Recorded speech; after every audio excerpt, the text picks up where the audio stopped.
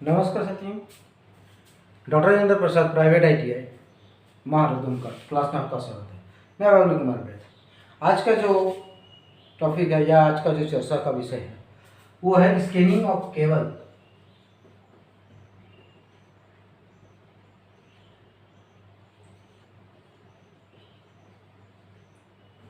यानी केबल का छिलना।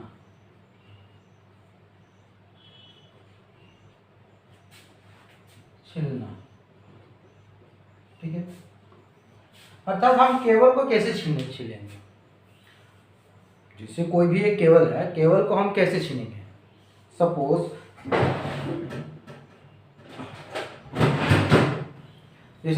एक ये केबल है, इसको हम कैसे छीलेंगे। ठीक है, इसको छीलने के लिए क्या होना चाहिए, एक इलेक्ट्रीशियन जो चाकू होता है छीलने के लिए वो उसका प्रयोग किया जाता है। ठीक है, तो इस केबल को हम छीलेंगे कैसे, उसके लिए कुछ विधियां हम लोगों को जानना जरूरी है कि क्या क्या विधियां के आधार पर हम केबल को छीलेंगे।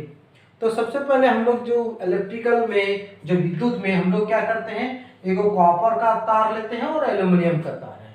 तो कॉपर का जो तार है थोड़ा मजबूती है, उसमें यांत्रिक शक्ति ज़्यादा होती है एल्यूमिनियम की तुलना में। ठीक है, तो कॉपर के जो तार है, ये कॉपर के तार मान लीजिए हम उसको यदि छीलेंगे, उसको मोड़ेंगे, ट्विस्टेड करेंगे तो थोड़ा हार्डली होता है, मतलब थोड़ा मजबूती होती है। तो जिसके चलते ये इसका क्या होता है, जो स्कैनिंग का जो केबल को हम छीलते हैं तो इसमें से थोड़ा कम सावधानी बरतनी पड़ती है। सावधानी तो बरतनी पड़ेगी, लेकिन एल्यूमिनियम में सबसे ज़्यादा सावधानियां बरतनी पड़ती है। कारण यह है कि एल्यूमिनियम में क्या होता है, इसकी यांत्रिक जो शक्ति होती है, जो मैकेनिकल स्ट्रेंथ होता है वो क्या होता है, कम होता है। एक उदाहरण के तौर पर हम आपको बताते हैं। मान लीजिए ये केबल है, ठीक है। अब इस केबल में क्या होता है, इसके बीच में, सपोज इसके बीच में ये केबल है, ठीक है।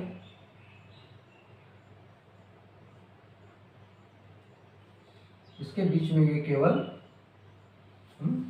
एक है। इसको हम छीलेंगे कैसे। मान लीजिए कोई चाकू से छीला जाता है, तो चाकू से छीले जाएगा तो ऐसे ही इसको छीला जाता है, यानी ये पार्ट क्या किया जाता है, पड़ जाता है, तब नहीं ये पूरा का पूरा। फिर इस पार्ट को अगर हम छीलेंगे तो ऐसे छीलेंगे ताकि ये इस तरह से केबल क्या होता है, निकल जाता है। और क्या बचता है, ओनली फॉर जो वायर है वो वायर बचता है। ठीक है, तो इसको जो हम छीलेंगे तो इसके छीलने के लिए कुछ सावधानियां बरतनी पड़ती है। वो क्या क्या सावधानियां होती है, उसको सबसे पहले हैंडलिंग जो होता है, मतलब उसको हम लोग क्या करते हैं कि हाथों के द्वारा हम क्या करते हैं, बहुत सारी सावधानियां बरतते हैं। हाथों के द्वारा क्या होता है, सपोज एक तार है, ठीक है, और एक तार, इसको हम अगर यदि ट्विस्टेड करते हैं इस तरह से, यानी अगर यदि दो तार को हम क्या करते हैं, ट्विस्टेड करते हैं। मान लीजिए ये एक तार है और ये एक तार है, ये दोनों तार को क्या करते हैं, मोड़ते हैं। ठीक है, तो मोड़ने के दौरान हम क्या करते हैं कि कॉपर का जो तार है उसमें मैकेनिकल स्ट्रेंथ ज्यादा होता है, तो इसको हम मोड़ने की प्रक्रिया में ज्यादा ट्विस्टेड करते हैं। लेकिन एल्यूमिनियम में क्या होता है, मैकेनिकल स्ट्रेंथ कम होता है, जिसके चलते इसका ट्विस्टिंग करने में हम लोगों को सावधानियां बरतनी पड़ती है। और क्या करना पड़ता है, जब कॉपर का तार या एल्यूमिनियम का तार जो होता है उसको जो छीलने की प्रक्रिया होती है, तो छीलने के लिए हम लोग डायरेक्टली जो एक, अगर यदि हमारा ये केबल है तो डायरेक्टली हम इसमें प्रेशराइज करके इसको हटा नहीं सकते। इसके लिए हमारा क्या होना चाहिए, जो छीलने की जो प्रोसेस होता है वो कितना होगा, 20 डिग्री एंगल पर उसको हम छीलेंगे, 20 डिग्री एंगल बना करके छीलेंगे, ताकि जो हमारे जो केबल्स होता है, मान लीजिए केबल से अगर यदि हम 20 डिग्री से अधिक पर छीलते हैं तो इसका जो इस तरह से भाग क्या होता है, थोड़ा कट जाता है। जो कटने के उपरांत क्या होता है, ये इसका जो मैकेनिकल स्ट्रेंथ एक तो कम है, उसके बाद और भी ज्यादा कम हो गया, जिसके चलते ये क्या होता है, पूरा का पूरा डिस्ट्रॉय होने की, मतलब टूटने की, उसमें और जो क्षमता होती है पावर सर्कुलेट करने की, वो क्षमता घट जाती है। ठीक है। अब इसके बाद क्या होता है कि हम क्या बताएं, अब सबसे पहले हैंडलिंग करना, उसके बाद स्कैनिंग करना, उसके बाद केबल को एंडिंग करना, केबल को एंड में जोड़ना। ठीक है। अब हैंडलिंग का मतलब होता है कि उसको हम ज़्यादातर ट्विस्टेड नहीं कर सकते हैं, उसको ताना खींचा नहीं कर सकते हैं, उसको मोड़ नहीं सकते हैं। हम दोनों की तुलना की है, एक कॉपर की एक एल्यूमिनियम। कॉपर में हम ज़्यादा उसको मोड़ सकते हैं, ज़्यादा ट्विस्टेड कर सकते हैं, लेकिन एक अगर यदि एल्यूमिनियम का रहेगा उसमें हमको ज़्यादातर सावधानियां बरतनी पड़ेगी, हैंडलिंग के दृष्टिकोण से भी, स्कैनिंग के भी दृष्टिकोण से भी। स्कैनिंग के लिए क्या होना चाहिए, इसका जो चाकू का जो होता है वो 20 डिग्री एंगल होना चाहिए। 20 डिग्री एंगल पर हम लोग छीलते हैं तो उसका जो ऊपर वाला जो स्किन होता है वो नहीं छिलता है, वो स्किन वाला क्या होता है उसका नहीं छिलता है। केबल को एंड से जोड़ना, एंड को जोड़ने के लिए बहुत सारी विधियां होती है, जैसे आप लोग एक प्लग जो होता है, एक आपका होल्डर जो होता है पेंडेंट होल्डर, वो आपके एसेसरीज में बताएंगे किस टाइप्स ऑफ होल्डर होता है। ठीक है। तो एक अगर यदि होल्डर होता है तो होल्डर में क्या हम लोग देखते हैं कि 2 टर्मिनल्स होता है। मान लीजिए ये 2 टर्मिनल्स इस तरह से जुड़ा हुआ है। ठीक है। मान लीजिए यहां पर एक स्क्रू लगा हुआ है। ठीक है। अब ये स्क्रू इस तरह से हो गया, इसका जो होल होता है, ये होल मान लीजिए इस होल के अकॉर्डिंग में ये तार मोटा है। क्या है वो तार, क्या होता है ये एंडिंग जो तार है ये क्या हुआ, मोटा हो गया। अब इस तार जो मोटा हो गया तो इस तार की जो मोटाई में हम लोग क्या कर सकते हैं, तो इसको हम डालेंगे, तो डालेंगे तो वो क्या होता है उसके अकॉर्डिंग होना चाहिए, उससे मतलब बड़ा नहीं होना चाहिए। तार का जो डायमीटर है, इसका जो होल का जो डायमीटर है, इसका तार का डायमीटर क्या होना चाहिए, छोटा होना चाहिए, इससे इसका बड़ा नहीं होना चाहिए। और इसके लिए हम लोग क्या कर सकते हैं कि इसका तार की जो मोटाई है ना, इसको हम ना घटा सकते हैं ना बढ़ा सकते हैं। मान लीजिए यहाँ पर कोई तार है, ऐसे करके इतना तार को हम काट करके मान लीजिए इसमें हम जोड़ दिए। ठीक है। इसमें क्या किए हम लोग, जोड़ दिए। अब मान लीजिए यहाँ पर जोड़ गया तो घुस गया, तो लेकिन इसका जो एंडिंग जो पॉइंट होता है जहां पर काटे, इसका ये मैकेनिकल स्ट्रेंथ क्या होता है, घट जाता है। हम फिर से बताते हैं कि इसका होल का जो साइज होता है, जैसे हम लोग कोई प्लग वगैरह जितना भी इनमें देते हैं, तो होल के जो डायमीटर होता है उससे इसका छोटा होना चाहिए, एक्यूरेट नहीं होना चाहिए, उससे छोटा होना चाहिए, ताकि इसमें जब हम कोई भी ट्विस्टेड मतलब स्क्रू ड्राइवर से उसको पेंच को कसेंगे, पेंच को कसने के उपरांत इसमें क्या करता है, प्रेशराइज करता है। जैसे मान लीजिए एक है, इसमें स्क्रू क्या करता है, पेंच करता है। स्क्रू का इसमें क्या करते हैं, जब इसमें हम लोग पेंच किया जाता है तो इसको क्या करता है, थोड़ा सा इसको दबा करके ये किया जाता है। तो ये दबाने के बाद क्या होता है, वो उसमें ज्वाइंट हो जाता है, एंड केबल का इसमें ज्वाइंट हो जाता है। ठीक है। चलिए, ये होता है, हम लोग क्या करते हैं ज्यादातर जो तार को छिलेंगे उसको जो ज्वाइन करेंगे उसके लिए है। ठीक है। अब सेकंड पार्ट होता है क्या कि केबल को हम तो छिलना होगा, अब केबल का जो हम टर्मिनेशन बनाएंगे मतलब एंडिंग जो पॉइंट बनाएंगे, एंडिंग पॉइंट का अभी हम बात किए कि कोई भी अगर यदि मान लीजिए एक पॉइंट है, इस पॉइंट के पॉइंट में हम क्या करते हैं, मान लीजिए स्क्रू वाला पार्ट को हम क्या करते हैं ऐसे करके, ठीक है।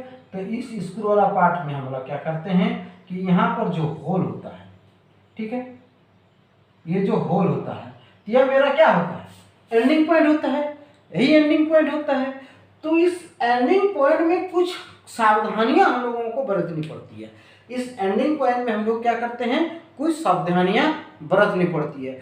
वो किस प्रकार से सावधानियां इसको हम बरतेंगे उसके बारे में थोड़ा सा हम लोग जानकारी ले लेते हैं। देखिए, अब क्या होना चाहिए, इसका जो डायमीटर है उस डायमीटर के तार के अकॉर्डिंग होना चाहिए।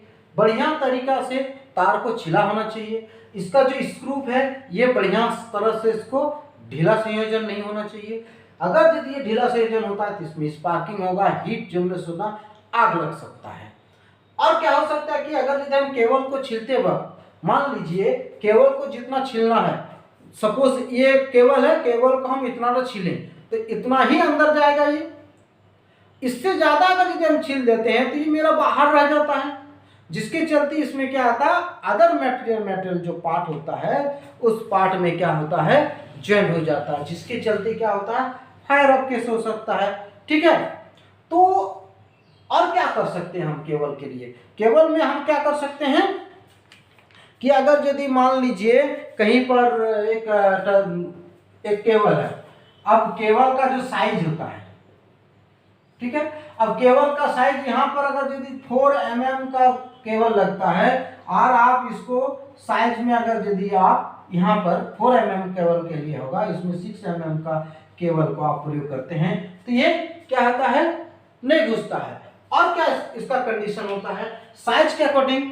अब मान लीजिए आप इंसुलेशन के अकॉर्डिंग क्या बोले कि इंसुलेशन बढ़िया होना चाहिए, ताकि यहाँ का जो एंडिंग केबल है, एक क्रॉस सेक्शनल और भी हम बता देते हैं, जैसे मान लीजिए यहाँ पर ये वायर जुटा है, यहाँ पर ये, ठीक है, ये स्क्रू है, ऐसे करके इसको जुटा गया है, ये केबल इसका ये कर दिया है, ये एंडिंग पॉइंट है।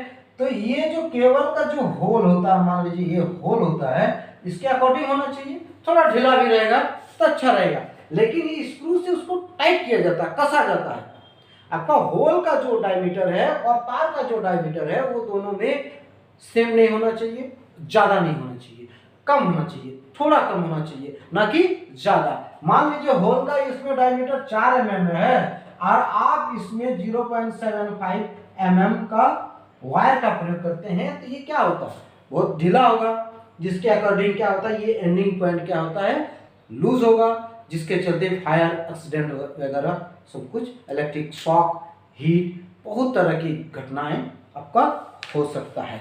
ठीक है, तो केबल को जो हम टर्मिनेशन करेंगे, केबल को जो टर्मिनेशन करेंगे उसके भी हम लोगों का टर्मिनेशन करने के लिए बहुत सारी विधियां हैं। ये जैसे मान लीजिए स्क्रू से इसको हम ज्वाइंट करते हैं तो स्क्रू विधियां हो गया। एक क्रिम्पिंग टूल आता है, क्रिम्पिंग टूल में लग होता है, लग के माध्यम से मान लीजिए कोई एक जैसे एक राउंड वाला जो लग होता है, एक राउंड वाला लग होता है,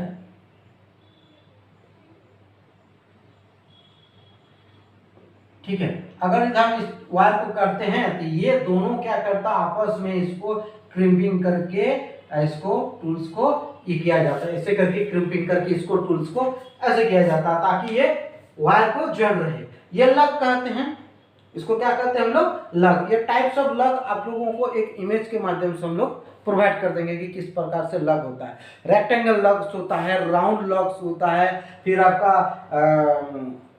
जो होता है स्क्रू टाइप लॉक होता है, फिर आपका जैसे मान लीजिए एक टायर है, अब इस तरह से एक, अब इसमें ये कोई लग है, इस लग में क्या करते हैं, अब स्क्रू इसमें डाल देते हैं ताकि वो पकड़ करके हुक टाइप, ये क्या होता है, हुक टाइप ऑफ लग हो गया, ये डिफरेंट टाइप्स ऑफ लग हो जाता है। ठीक है, इसका हम लोग क्या करते हैं, एंडिंग पॉइंट में इंस्टॉलेशन करते हैं। ठीक है, नेक्स्ट आपका क्या आता है कि कनेक्शंस और टर्मिनल्स। कनेक्शंस और टर्मिनल्स में हम लोगों को बहुत सारी सावधानियां बरतनी पड़ती है। क्या क्या सावधानियां बरतनी पड़ती है कि जो केबल होता है ना, केबल जो होता है, केबल का जो सबसे इंपॉर्टेंट होता है साइज, साइज के अकॉर्डिंग हम लोग उसमें काम करते हैं। सपोज एक, अगर यदि आप जहां पर 4 mm का जरूरत है वहां पर 4 mm का तार लगेगा, एक जहां पर 2.5 mm का तार जरूरत है उसमें 2.5 mm का तार, जहां मोटा तार का जरूरत है, पतला तार का जरूरत है, वहां पर केबल के अकॉर्डिंग अर्थात लोड के अकॉर्डिंग अर्थात क्या होगा, लोड के अकॉर्डिंग आप क्या कर सकते हैं, केबल का चयन कर सकते हैं। केबल का चयन करने के उपरांत आप क्या कर सकते हैं, उसमें आप मतलब लाइन को जोड़ सकते हैं, एंडिंग कर सकते हैं। एंडिंग का मतलब होता है जहां पर आप वहां पर अंतिम छोर पर एंड कर सकते हैं। उसमें क्या करता है, और एक उसमें क्या होता है कि जो हम कहां पर एंडिंग करें, है ना, कहां पर हम एंडिंग करें, वो एंड बिंदु पर और स्टार्टिंग बिंदु की एक लंबाई होती है।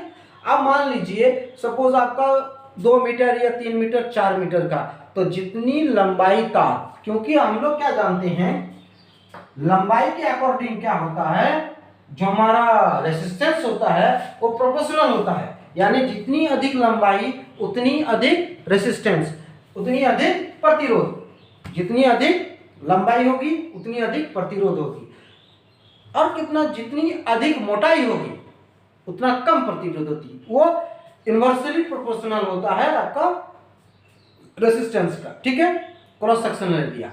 वो आगे चलकर ओम्स लॉ या रेसिस्टेंस का जो लॉ होता है उस अकॉर्डिंग आपको वो बताएंगे।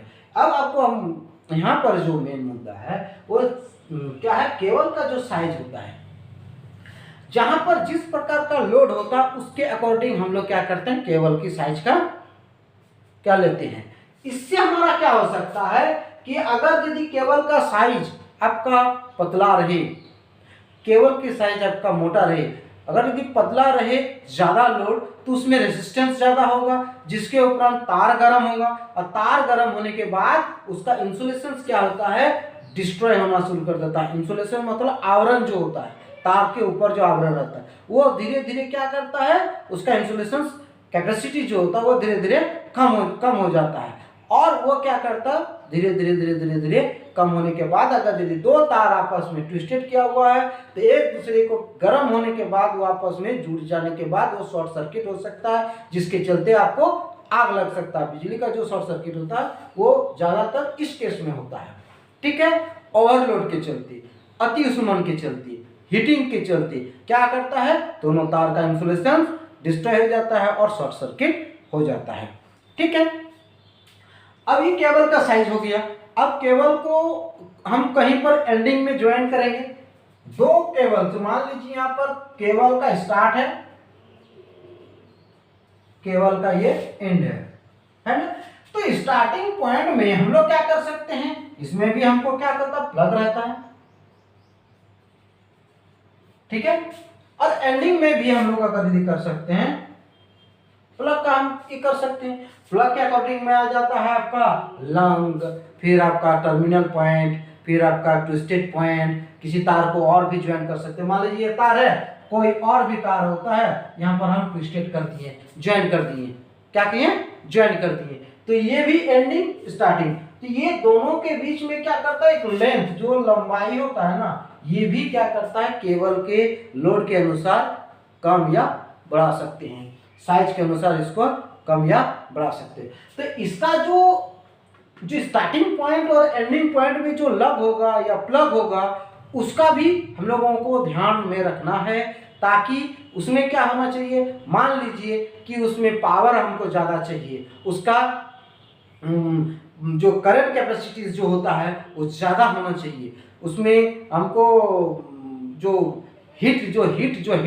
जो ज़्यादा होता है, तो उस अकॉर्डिंग उस तरह का हमको प्लग चाहिए, उस तरह का हमको लग चाहिए। तो उसके अकॉर्डिंग ही हम लोग यहाँ पर क्या करेंगे, लगाएंगे उस तरह का। मान लीजिए कम रेटिंग का अगर यदि हम लगाते हैं तो वो जलने की संभावना होगी।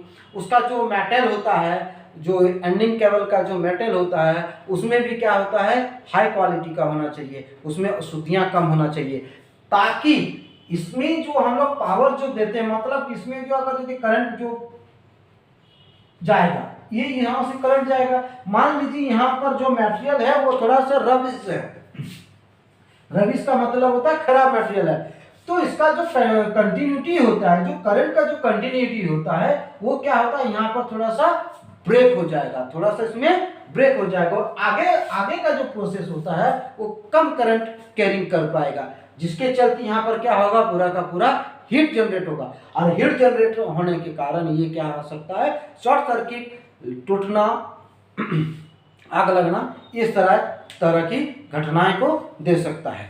और क्या होता है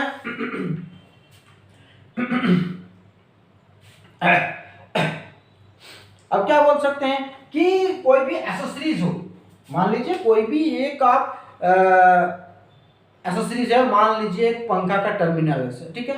तो पंखा के जो टर्मिनल्स होता है तो उस टर्मिनल्स में हम लोग क्या करते हैं, जितना हमको टर्मिनल के एंडिंग जाएगा उतना ही केबल को हम लोग क्या करते हैं, छिलते हैं, स्कैनिंग करते हैं। तो उससे ज़्यादा अगर यदि छिलेंगे तो उससे क्या होता है कि अगर वायर भी उसका न्यूट्रल और पॉजिटिव, न्यूट्रल और जो न्यूट्रल एंड लाइन जो होता है दोनों आपस में क्या कर सकते, शॉर्ट सर्किट लग सकते हैं, जिसके चलते आप लोग क्या कर सकते हैं, आग लगने की घटना घट सकती है। ठीक है, समझ में आ गया। चलिए अभी आज का क्लास यहाँ तक, फिर नेक्स्ट क्लास में आपको हम क्रिम्पिंग टूल के बारे में बताएंगे कि क्रिम्पिंग टूल्स क्या होता है, उसमें क्रिम्पिंग टूल्स में आप क्रिम्पिंग कैसे कर सकते हैं, फिर लग कैसा होता है, लग का टाइप्स क्या होता है, ये डिफरेंट टाइप सब आपको बताया जाएगा। ठीक है, थैंक यू।